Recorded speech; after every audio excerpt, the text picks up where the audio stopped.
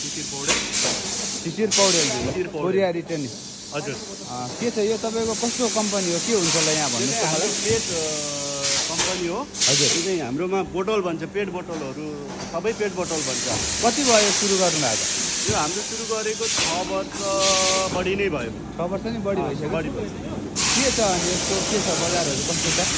बजार त अब कम्पिटिसन छ के अरे अब यसलाई चाहिँ चिर्दै बिस्तारै अहिले गर्दैछु कति एरियामा गर्नुभएको छ यताभरि हेर्दा त ठुलो एरिया देखिन्छ हाम्रो यो 8 कट्ठामा छ 8 कट्ठामा